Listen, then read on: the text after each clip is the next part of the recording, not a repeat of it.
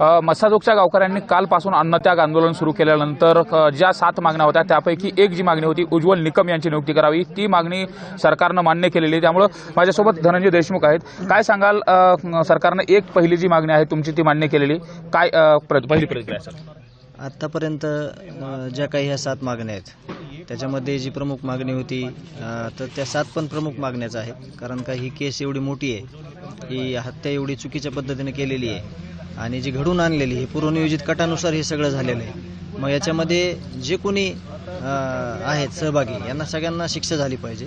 आमच्या न्यायाच्या भूमिकेतल्या या मागण्या आहेत, म्हणून आम्हाला यातल्या ज्या मागण्या आहेत त्यापैकी 2 मागण्या आहेत जे SP साहेबांना मला काल फोनवर जे सांगितलं होतं त्याच्यात ही पण एक बाब होती, त्यांना पण विशेष ह्याच्यात प्रयत्न केलेले दिसून येत आहेत। तर यावर आमचं एक समाधान झालं की आता जी काही CID SIT आहे त्याला वकील साहेबांची किंवा वकील साहेबांना त्यांची या तपासात मदत होईल आणि पुढील कारवाई करण्यासाठी म्हणजे योग्य दिशा भेटेल। न्याय मिळण्यासाठी महत्त्वाची भूमिका राहील। हो, महत्त्वाची भूमिका राहील। आणि याबद्दल आता सरकारने जी भूमिका घेतली, तुमचं आंदोलनाचा दुसरा दिवस आहे, आता कुठेतरी आंदोलनाच्या अनुषंगाने तुमचा नेमका काय निर्णय ठरतो आणि गावकरी काय करतात? जे गावकरी आणि शिष्टमंडळ जे काही विचारविनिमय चालू आहे पाठीमागं त्यावर मी जे काही पुढची दिशा आहे आमची ते आम्ही ठरवणार। मात्र यामध्ये आता कुठेतरी न्याय मिळण्याच्या दृष्टिकोनातून सरकार पावलं उचलते असं वाटतंय का? आणि जे आता एक मागणी आहे, पोलीस प्रशासन दुसरी मागणीच्या संदर्भात विचार करत आहे, या तुमच्या मागण्यापैकी एक मागणी मान्य होण्याच्या दिशेने असं सुरू आहे असं वाटतंय का? आम्हाला अपेक्षा पण तीच आहे, त्यांनी आमच्याविषयी सकारात्मक राहावं, सकारात्मक आहेत, आम्हाला त्यांनी शब्द दिलेला आहे, आम्ही तेच म्हणतोय। आम्हाला अशाच भावनेनं पुढे घेऊन जावं, या सगळ्या मागण्या मान्य कराव्यात आणि आमच्या भावाला न्याय द्यावा। मात्र आता मग हे आंदोलन तुमचं चालू राहणार का? नेमकं आंदोलनाची काय भूमिका आहे? आता सध्या जी काही चर्चा चालू आहे गावकऱ्यांची त्यानुसार आम्ही मग त्याच्यावर विचारविनिमय होईल, आम्ही पुढची दिशा ठरवू। मात्र तुमच्या ज्या 7 मागण्या होत्या त्या कुठल्या होत्या प्रामुख्यानं आणि त्यातली ही मागणी कशा पद्धतीची होती? नाही, ही मागणी त्याच्यातलीच होती। कृष्णा आंधळे हा फरार आहे, त्याच्या पकडण्याची मागणी आहे, हे सगळं अंडर ट्रायलमध्ये चाललं पाहिजे, फास्ट ट्रॅक कोर्टात चाललं पाहिजे, अशा विविध मागण्या आहेत, त्या सगळ्या आमच्या पूर्ण झाल्या। उज्ज्वल निकम यांचा जो पूर्व अनुभव आपण जर बघितला, त्यांना अनेक केसेसमध्ये आरोपींना शिक्षेपर्यंत पाठवलं, याचा फायदा होईल असं वाटतंय का? आणि नेमकं या केसेसच्या अनुषंगाने आरोपींना कठोर शासन होण्याच्यासाठी ही अत्यंत महत्त्वाची भूमिका असेल।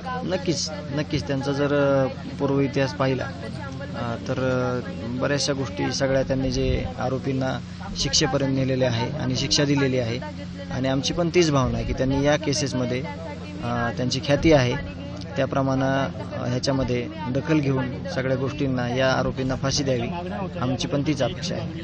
मात्र उज्ज्वल निकम यांची नियुक्ती करण्यासाठी कोणी सहकार्य केलं जशी तुमची मागणी होती, तसं यासाठी पाठपुरावा कोणी केला?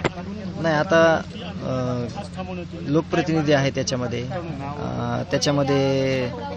SP साहेब आहेत, सगळ्यांनी पाठपुरावा केला।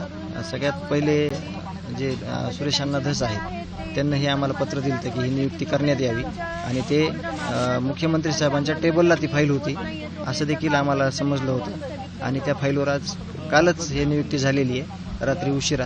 परंतु ते असं निर्माण होतं की प्रत्येक मागणी मान्य करून घेण्यास तुम्हाला आंदोलनच करावं लागतं का आणि त्यानंतरच मागणी मान्य होतं? नाही, करावं लागत असेल तरी आमची भूमिका त्याच्यामध्ये मागे बघण्याची नसणार आहे। आम्हाला जर आंदोलन करून सगळा न्याय मिळणार असेल तर आम्ही त्यात तयार आहोत।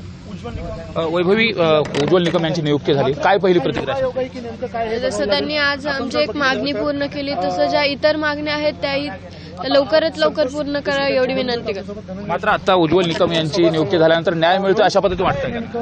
म्हणजे त्यांची मागणी झाली आहे, या न्यायाच्या लढ्यामध्ये त्यांची मदत होईल आम्हाला, कारण की त्यांच्या ज्या मागच्या केसेस आहेत त्यामध्ये त्यांनी न्याय म्हणजे मिळूनच म्हणजे ते केसमध्ये विजयी झालेत आणि त्यांनी ती केस लढवली आहे। तसंच त्यामुळेच आम्ही या सरकारी वकील म्हणजे उज्ज्वल निकम यांची मागणी केली होती, ती आज मागणी जशी पूर्ण झाली आहे तशा ज्या इतर पुढील मागण्या आहेत त्यांची सुद्धा लवकरात लवकर अंमलबजावणी केली पाहिजे। आंदोलनावरती ठाम आहेस का? तुझा पेपर झाल्यानंतर कशा पद्धतीने करणार?